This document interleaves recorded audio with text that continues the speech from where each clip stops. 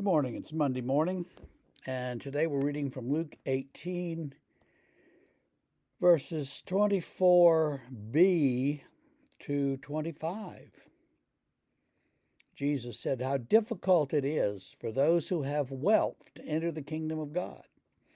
It is easier for a camel to go through the eye of a needle than for a rich person to enter the kingdom of God."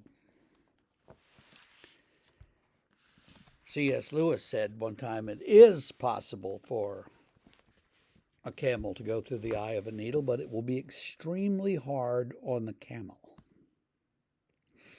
You kind of have to make camel soup and pour him through that little hole, I guess. People have tried to understand this saying forever. So there are several theories. Let's go over them. One is that there was a gate in Jerusalem, a big gate where you could drive your camel through and sit on top of it, elephants and the whole wagons, a big tall gate. Well, they shut that gate at night.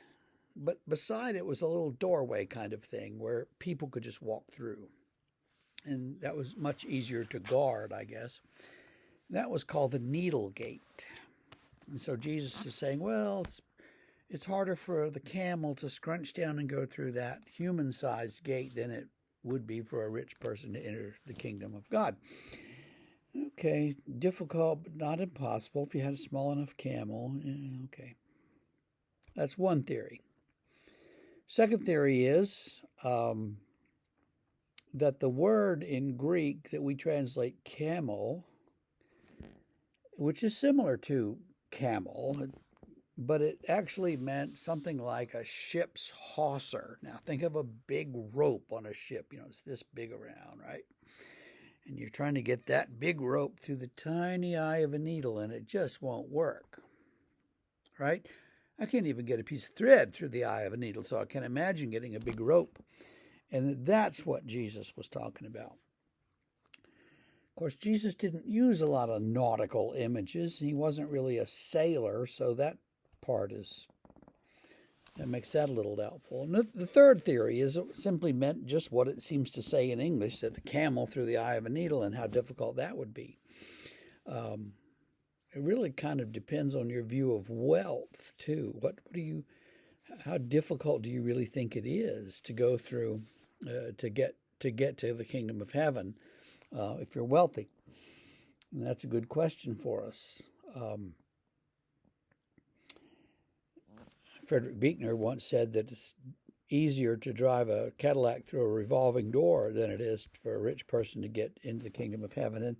And that kind of strikes a balance between sort of ridiculously impossible and you could kind of do it if you didn't mind tearing up the revolving door or the Cadillac.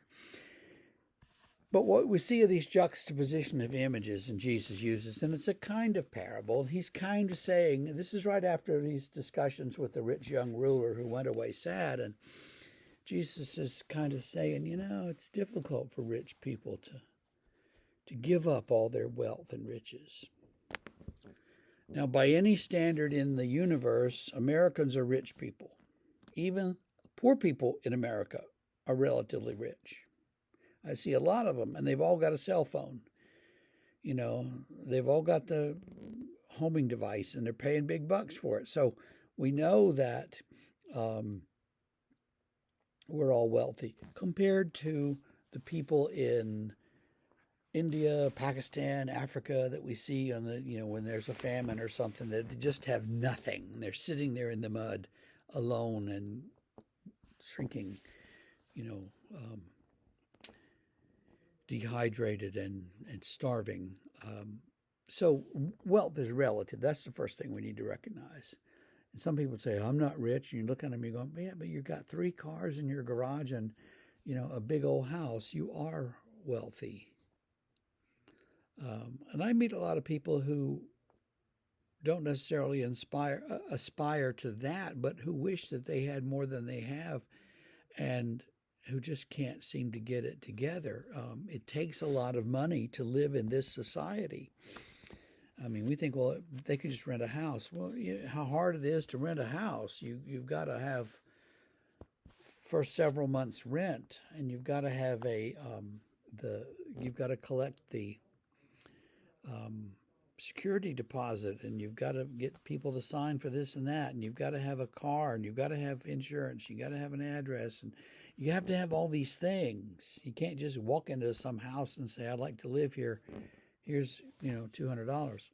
It may have been that way once, but not anymore. And it's very hard on poor people or people who are working but making minimal amounts of money and just can't save up a couple $1,000s to get into a good rental place. So there's that. I don't think that those things apply directly to us. I think it's more like, well, what are we doing with all our wealth? And one of the things that we've said we need to do is simply to get rid of a lot of it. And I would urge you to think about what you can downsize and what you can do, and have a great Monday. See you tomorrow.